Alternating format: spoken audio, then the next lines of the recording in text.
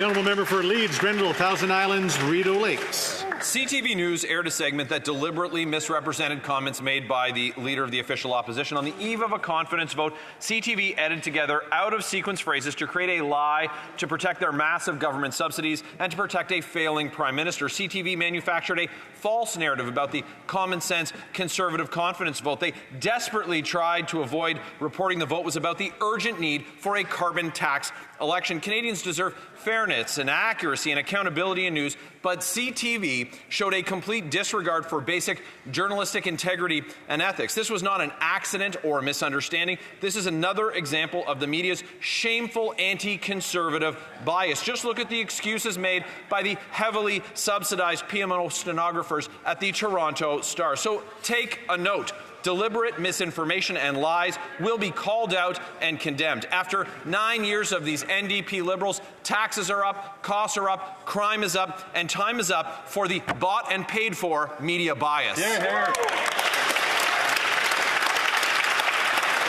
The honourable member for Winnipeg North. Yes, Mr. Speaker, unlike the Conservatives, we recognize that mainstream media is a fundamental pillar to Canada's democracy, Mr. Speaker. We have the leader of the Conservative Party and his puppets talking down mainstream media. Mr. Speaker, this is of a great danger, and Canadians do deserve a more accountable official opposition.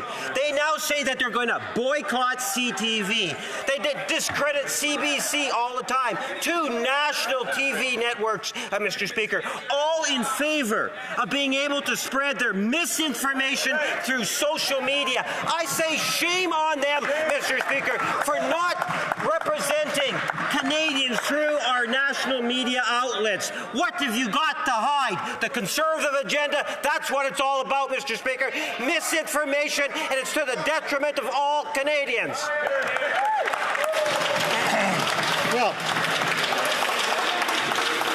before we move on, I just wanted to that there are a number of things. Puppets is one of those issues that we tend not to use. Earlier we used sell out, so there's a number of false titles that we've been using. So I want to make sure that everybody stays away from those false titles today during questions.